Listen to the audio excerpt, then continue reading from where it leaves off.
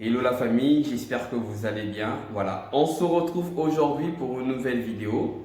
Comme vous le savez, nous avons fait une vidéo où nous avons parlé de la procédure Campus France de A à Z.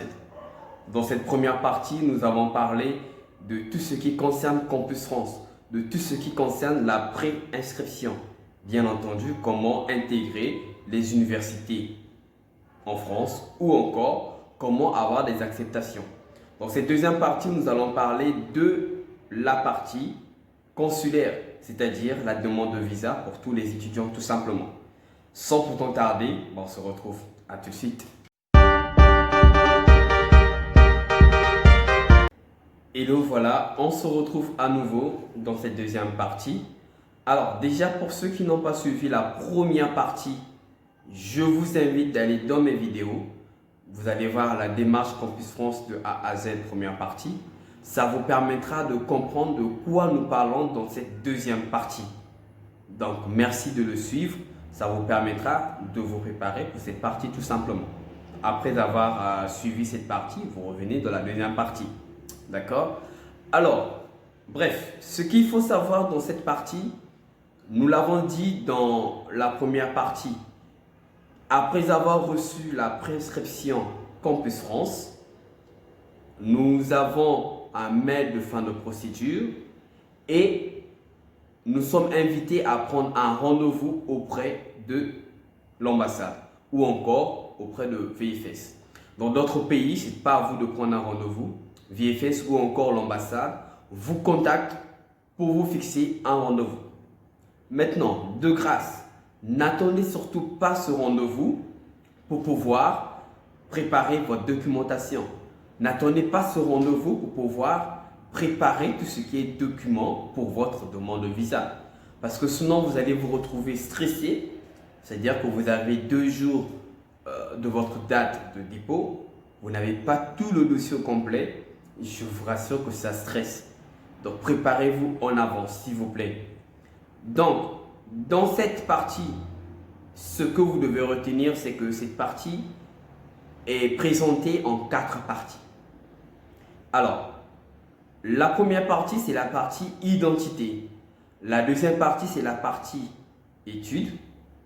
La troisième partie, c'est la partie financière, c'est-à-dire la prise en charge. Et la quatrième partie, c'est le logement. Alors, dans la première partie, vous allez préparer identité. Donc, vous allez préparer votre pièce d'identité, la photo format d'identité. Alors là aussi, il faudrait le respecter, s'il vous plaît. La photo d'identité pour tout ce qui est administration, le fond doit être en blanc, pas en rouge, pas en bleu, mais en blanc. Donc lorsque vous prenez une photo, demandez que le fond soit en blanc, s'il vous plaît. À part ça, vous avez aussi les 5 premières pages de votre passeport. Donc, de toutes les façons, vous allez avoir une liste, on vous demandera de les préparer. Vous les préparez tout simplement. Pour la deuxième partie, qui est la partie prescription, vous allez préparer aussi l'accord préalable ou encore la prescription.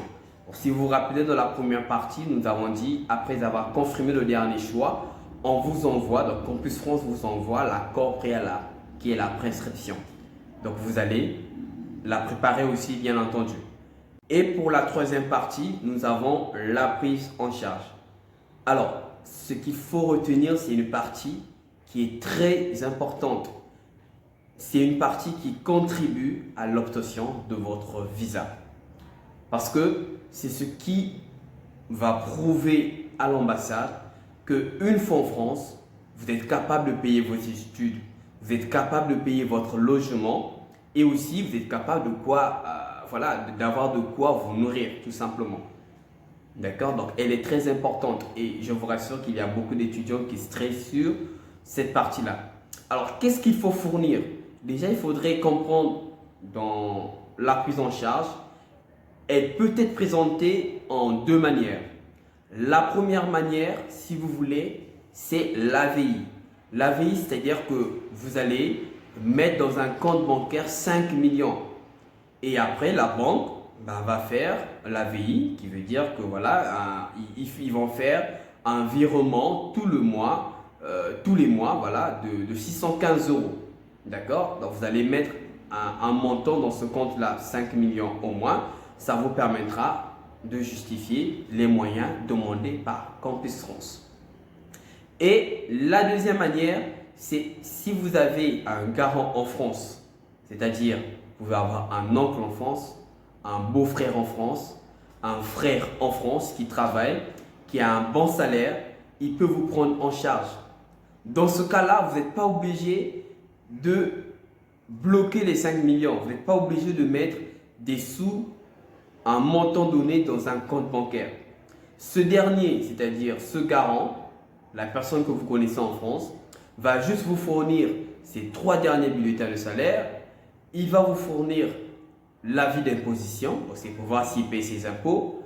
Il va vous fournir sa pièce d'identité. Il va vous fournir une lettre de prise en charge, c'est-à-dire qu'il va écrire « Je suis signé, voilà, Neuvy Bayon, de prendre en charge monsieur un tel, l'étudiant un tel, si vous voulez, pour ses études en France et je vais faire un virement de 615 euros. » Voilà, il y a plusieurs modèles, je le dis comme ça.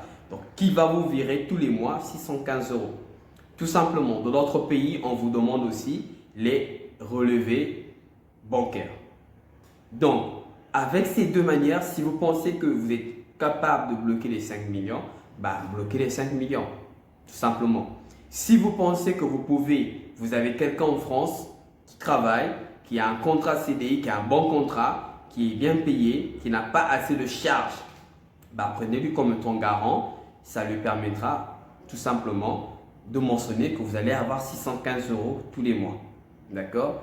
Et la troisième partie, c'est le logement. Excusez-moi, la quatrième partie. Nous avons le logement.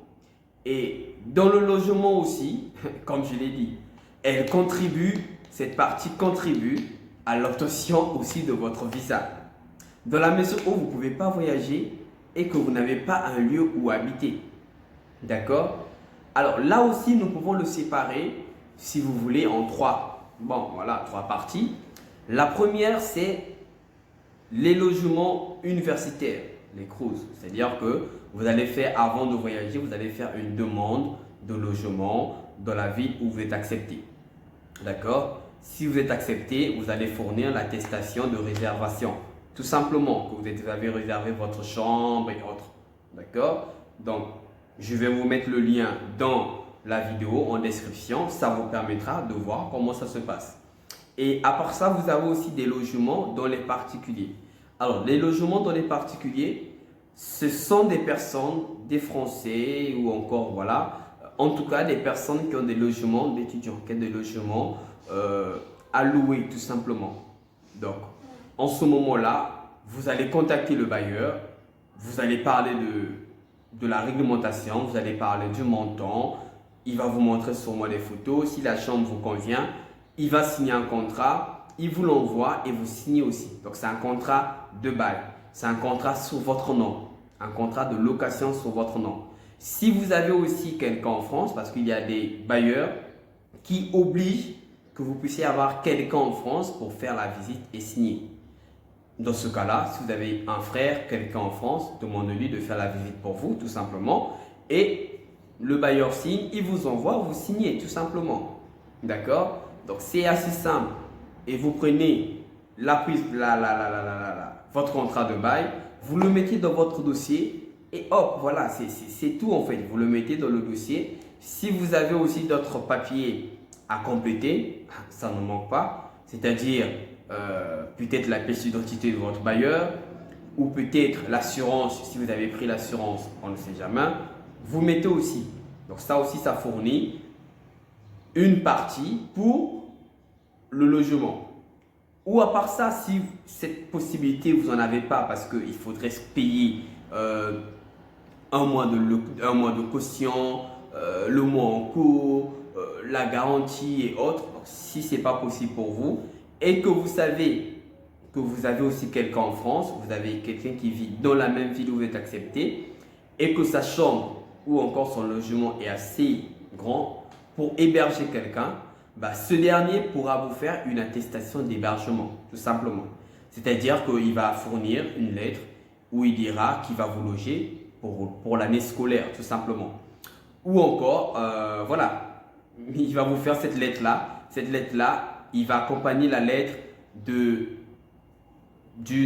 facture de son logement. C'est-à-dire, ça peut être la facture de courant, la facture téléphonique, en tout cas, l'une des factures. Et il pourra accompagner de sa pièce d'identité, sa carte de séjour, son titre de séjour. Voilà.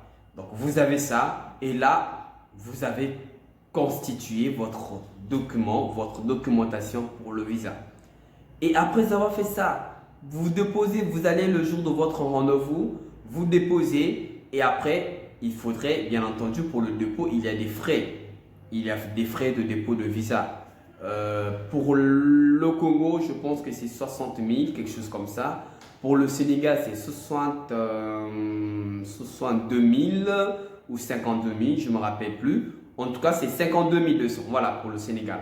Vous préparez ce montant-là et voilà, vous allez le jour de votre rendez-vous, vous faites votre demande de visa, vous sortez, voilà, vous êtes au top. Il ne reste qu'à prier. Si vous êtes musulman, d'aller les vendredis à la mosquée. Si vous êtes chrétien, de prier tous les dimanches ou encore tous les jours, tout simplement, en attendant la réponse de votre visa. Donc, vous remarquez que pour avoir son visa, pour avoir un dossier au complet, vous avez la partie identité, si je résume, la partie identité. Et dans cette partie-là, vous allez fournir, je l'ai dit, vous allez avoir la liste, les 5 premières pages de votre passeport, la pièce d'identité, la photo d'identité et tout ça là. Vous avez aussi la partie prescription, donc vous allez mettre l'accord préalable de Campus France. À part ça, vous avez la partie garant, prise en charge, excusez-moi. Donc là, vous allez mettre les ressources financières, comme je l'ai dit. Et après, vous avez le logement. Donc, c'est à vous de voir, de faire le choix. Pour la prise en charge, si vous pensez que vous allez prendre un garant en France, vous en avez, tant mieux. Si vous allez bloquer les 5 millions aussi, tant mieux. Pour le logement, si vous avez assez de moyens, vous prenez un contrat de bail, donc vous prenez une location en votre nom, vous avez le contrat de bail, vous le mettez dans votre documentation. Si vous n'avez pas cette possibilité, vous avez quelqu'un qui vit dans la même ville que vous, où vous êtes accepté, il se porte garant de vous héberger pour l'année, il le fait. Aussi, si vous avez voilà, la possibilité de faire la demande, vous le faites tout simplement. Maintenant, il y a aussi ce que j'allais oublier, c'est la réservation d'hôtel. Alors, il peut arriver, hein, c'est 3 possibilités pour l'hébergement. Vous n'avez pas ces possibilités-là. Il y a aussi cette possibilité de faire une réservation d'hôtel. Dès que vous faites une réservation d'hôtel dans les sites, il y a plusieurs sites, vous allez sur les sites de réservation d'hôtel, dans la ville où vous êtes ou à côté. Et après, vous allez faire une lettre explicative. Dans cette lettre, vous allez juste mentionner que vous avez pris, vous avez fait une réservation d'hôtel de tel jour à tel jour. Et c'est juste pour vous permettre, une fois arrivé en France, pendant ce temps, vous préparez, vous allez chercher un logement, tout simplement. Donc, il n'y a rien de compliqué dans tout ça là. Je l'ai dit, c'est une vidéo assez courte, si vous voulez. Il n'y a pas assez de détails. Nous allons revenir sur les détails. Si vous avez des questions, comme je l'ai toujours dit, n'hésitez pas à me contacter. Nous sommes là pour ça. Donc, vous remarquez qu'il n'y a rien de compliqué. Vous fournissez tous ces documents et hop, vous avez votre visa. S'il plaît à Dieu, tout simplement. Donc, rien de compliqué une fois de plus. Préparez vos documents, votre dossier sans stress, dans la bonne humeur, tout simplement. Alors, si tu as aimé la vidéo, n'oublie pas de liker. Si tu as des questions, tu peux les poser en commentaire. Je suis là pour ça, je vais répondre aux questions. Et bien entendu, n'hésite pas à t'abonner sur la chaîne. Merci bien.